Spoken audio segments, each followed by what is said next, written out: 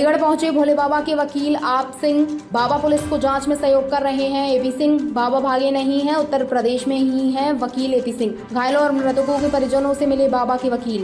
Police बाबा को जब बुलाएगी प्रस्तुत हो जाएंगे एपी सिंह। बाबा के वकील एपी सिंह दीनदयाल अस्पताल पहुंचे थे। सब लोग आ जाएंगे, पता चल जाएगा और हम वीडियो रिकॉर्डिंग को एसआईटी को दे देंगे, लेकिन वो हमें पहुंचाएं। अगर वो अपनी आइडेंटिटी छुपाना चाहते हैं, नहीं बताना चाहते हैं, तो हमारे page doctor A P Singh lawyer पे दे दें, Instagram doctor A P Singh lawyer पे दे दें। हम उनकी आइडेंटिटी भी नहीं बताएंगे और एसआईटी को दे देंगे, जिससे दोषी बख्शा नहीं जाना चाहिए, निर्दोष को दंड मिलना चाहिए।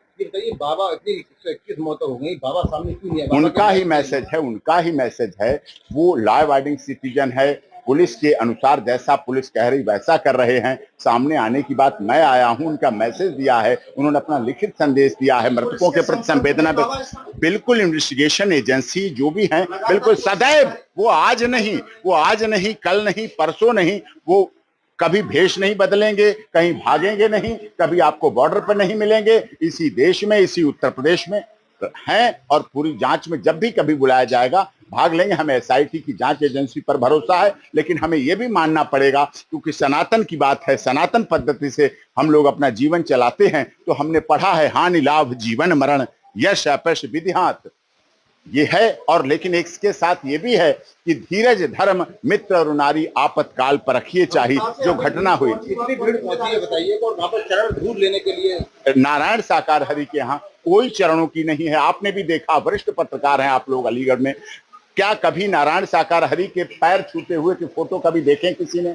नहीं देखे, है ही नहीं, हो ही नहीं सकते। वहां ना तो वहां डोनेशन है, ना वहां चंदा है, ना वहां रसीद है, ना वहां किसी के तरह सोने चांदी चढ़ाने का है, कोई व्यवस्था नहीं है। सिर्फ प्रवचन करते हैं और उसी आधार पर अपना जीवन चलाते हैं। अपने बीआरएस की सैलरी से जो मिलती है, पेंशन मिलती है, उसी से अपना जीवन यापन चलाते। वो तो किसी का भोजन भी नहीं करते। इतना बड़ा एम्पायर एक सिपाही ने खड़ा कर दिया, इतना बड़ा आश्रम खड़ा कर दिया। आश्रम नहीं उनका है, कोई उनका आश्रम नहीं। कोई बनाता है, कोई खड़ा करता है, उन्हीं नहीं उनका कोई। मैं आपके सामने उनका एडवोकेट होने के नाते, 26 वर्षों से सुप्रीम कोर्ट में वकालत होने के नाते, आप वरिष्ठ पत्रकार लोग हैं, आप सबके सामने की जिम्मेदारी के साथ कहता हूं कि नारायण साकार हरि का इस देश में, इस दुनिया में कोई आश्रम नहीं है।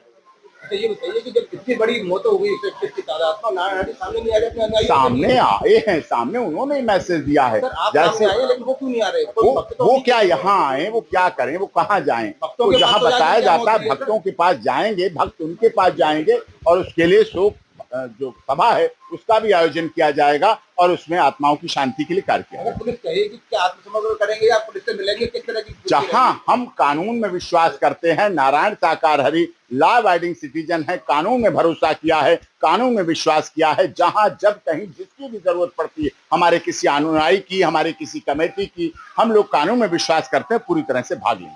सर, सेवादारों को ने तत्काल वहां से सबूत हटा दिया, ऐसी भी जानकारी मिली? बिल्कुल नहीं। सेवादार कौन है? मरने वाले कौन हैं? कहीं बाहर का नहीं। कौन है धक्के किसी ने धक्के नहीं मारे, आज तक कभी धक्के नहीं मारे। वो एंटी सोशल एलिमेंट्स हैं जिन्होंने ऐसी घटना को अंजाम दिया। कौन अपनी बहनों को, कौन अपनी माताओं को, कौन अपनी पत्नी को, कौन अपने बच्चों को धक्का दे देगा? सेवादार भी उनके हैं, मरने वाले भी उनके हैं, लेकिन मारने वाले कौन थे ये पता करना है। मालूम है कि जिस तरह जब से गाड़ी से जब वो जाते हैं, वापसी होती है और उनके कमांडो है वो उनको कवर करते हैं, उसके बाद जो धक्का मुक्की होती है, आपसे छुपा हुआ नहीं है? नहीं, ये कोई कमांडो नहीं है, कोई उनकी सुरक्षा की बात नहीं। वो अलग रास्ता होता है, उससे आते हैं, पीछे से मंच पर चढ़ते हैं और वहां से उतरकर अपना उद्बोधन करने के बाद चले जाते हैं वहां से। ये तो आपको पता है ना, पैरों को छूने की कोई प्रचलन वहां नहीं है, कोई प्रसाद नहीं है, कोई चढ़ावा नहीं है, कोई डोनेशन नहीं है।